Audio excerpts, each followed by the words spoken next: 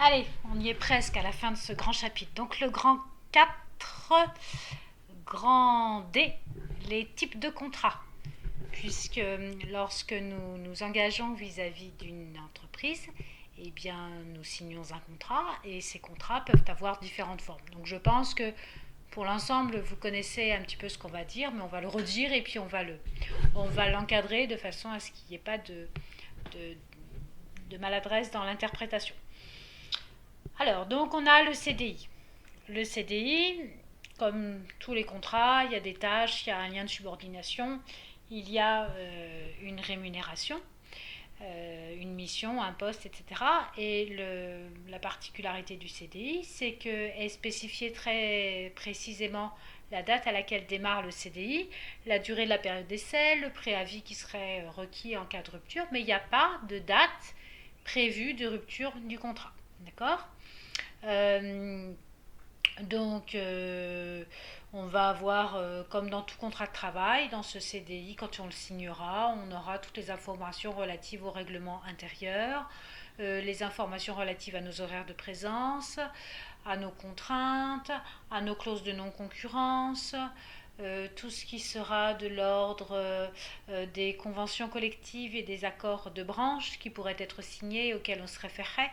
Je vous rappelle qu'il y a la loi, c'est le minimum syndical, et après il y a des textes qui améliorent la loi, qui sont signés par un certain nombre de partenaires, d'entreprises, qui ne s'appliquent pas forcément à toutes les entreprises de France. Voilà, ça c'est notre CDI. On a notre CDD, contrat à durée déterminée. La particularité du CDD, c'est qu'on connaît très précisément les dates de début, la date de fin. Alors un CDD peut être renouvelé 3 fois, mais à chaque fois qu'il est renouvelé, il faut qu'il double de durée. C'est-à-dire que j'ai un CDD 3 mois, la deuxième fois on me le rallonge sans qu'il n'y ait pas d'interruption entre les deux. On me le rallonge, il passe à 6, on me le rallonge, il passe à 1 an. D'accord. Je ne peux pas rompre un CDD, on l'avait vu préalablement, hormis situation exceptionnelle. Et puis, on a les CDC, les contrats de chantier. Alors, c'est la même chose qu'un CDD, sauf que c'est un événement qui générera la rupture, la fin du contrat. C'est pas une date, c'est l'aboutissement d'un chantier, d'un projet, de tout ce qu'on peut imaginer. D'accord. Vous allez certainement réfléchir aussi à savoir où est-ce qu'on met le contrat de travail temporaire, ce qu'on appelle l'intérim. Alors, le contrat de travail temporaire pour l'intérimaire, c'est un CDD. Pour la société d'intérim, une entreprise qui va utiliser les prestations de services de l'intérimaire, eh bien, c'est un contrat commercial. Donc, il y a un tripartite. Vous êtes là, vous êtes missionné par l'entreprise d'intérim qui vous fait un CDD que vous allez faire dans l'entreprise qui va vous recevoir. Et cette entreprise qui va vous recevoir, elle a passé un contrat commercial de prestation de service et c'est vous qui êtes en train de faire la prestation de service dans l'entreprise. Donc ça, c'était la notion de l'intérim. Il y a ensuite un autre contrat particulier, c'est le contrat de professionnalisation qu'on appelle souvent le contrat d'alternance. Alors là, ce contrat, il est double, c'est-à-dire qu'en plus des liens de subordination, de tâches, etc., il y a une obligation de la part de l'entreprise qui est de vous former. Non seulement elle vous fait travailler, mais également elle vous forme. Et il va donc y avoir un contrat entre vous et le centre de formation, un contrat entre vous et l'entreprise d'accueil, et un contrat entre l'entreprise d'accueil et le centre de formation. Il y a vraiment trois contrats. C'est pourquoi d'ailleurs, lorsque vous êtes en formation, enfin en alternance, en contrat professionnalisation,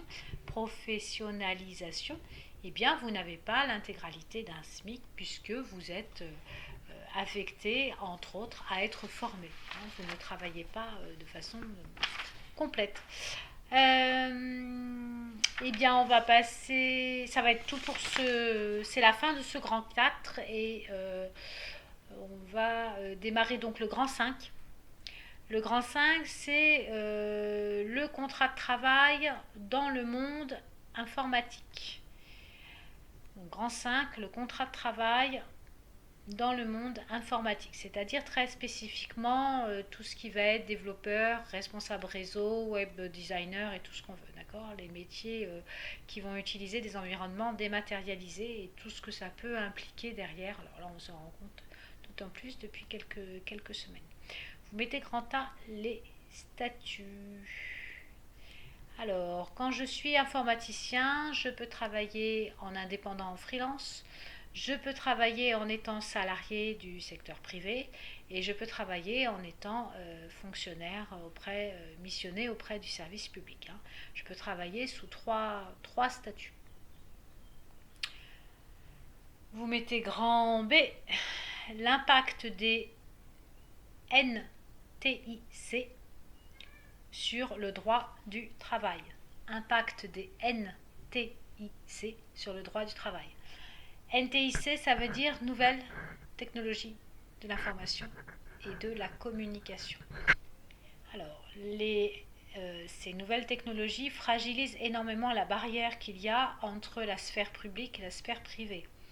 Non seulement de par leur accessibilité partout, mais également au niveau des notions horaires. Et puis, il y a un mélange de ce qui est du ressort de la vie privée, de ce qui est du ressort de la vie professionnelle, ne serait-ce que dans les informations qu'on va brasser par les outils qui permettent d'exploiter toutes ces nouvelles technologies de l'information et de la communication. Alors, on va voir par rapport à la notion du temps un certain nombre de choses qu'il est important de bien comprendre et dont il faut faire acte de façon à être clair aussi bien en tant que salarié que plus tard en tant que responsable. Alors, vous allez noter et retenir, apprendre, vous savez, ce truc-là qui muscle le cerveau. Donc, vous allez apprendre par cœur. Est considéré comme temps de travail la durée qu'un employé affecte à établir une tâche au profit de son employeur. Est considéré comme temps de travail la durée qu'un salarié affecte à établir une tâche au profit de son employeur. Première chose. Deuxième chose, vous notez et vous apprenez également par cœur, est considéré comme férié. Une période durant laquelle aucune tâche n'est exigible du supérieur envers son subordonné. Donc, dès l'instant où je suis hors date et horaire de travail, c'est chômé, férié. À ces instants-là, mon employeur ne peut pas exiger de moi quoi que ce soit. Dès l'instant où j'effectue une tâche vis-à-vis de mon employeur, où que je sois, à ce moment-là, je suis dans une période de travail. Alors, imaginons, je traite un jour férié une demande d'un collègue ou d'un client. C'est le week-end, je pars, je prends le train. Dans le train, je cherche à m'occuper, je pianote, je vais visiter ma boîte mail et je me rends compte qu'un collaborateur, fût-il supérieur, subordonné, même niveau que moi, ou un client m'envoie une question, une demande, et je traite cette demande. Est-ce que on peut considérer ça comme du travail? Et est-ce que je peux faire déclasser cette période de congé ou cette période non inscrite dans mon travail comme étant une heure de travail? Eh bien, normalement non. Parce que on n'a pas exigé de moi quoi que ce soit. Si j'ai travaillé à ce moment-là, c'est que je l'ai bien voulu. Il ne faudra pas exiger quoi que ce soit réclamer quoi que ce soit auprès de mon employeur. D'accord ? Et il y a même des employeurs qui, ayant décidé de vérifier que les salariés ne se noyaient pas non plus dans l'excès de travail, notamment avec l'expérience, le retour d'expérience qu'on a eu là sur le télétravail, il y a des employeurs qui ont instauré un certain nombre de systèmes où à partir d'une certaine heure, on n'a plus accès à la boîte courriel. Voilà. Parce que il faut savoir préserver également la vie privée de ce salarié. D'accord ? Pareillement, l'employeur ne peut pas exiger quoi que ce soit alors que vous êtes chez vous tranquille, que vous n'êtes pas en période de travail, que ce n'est pas dans vos horaires habituels. Alors il y a des gens au niveau du télétravail qu'on vient de passer qui ont dit à leur employeur: moi, je vais décaler mes horaires, je ferai ça quand les enfants seront couchés, etc. Dans ce cas-là, il y a une convention qui est passée avec l'employeur. Et alors l'employeur sait qu'il peut exiger des choses de la part de son salarié sur tel ou tel créneau horaire. Mais ce sont des exceptions. On va continuer après.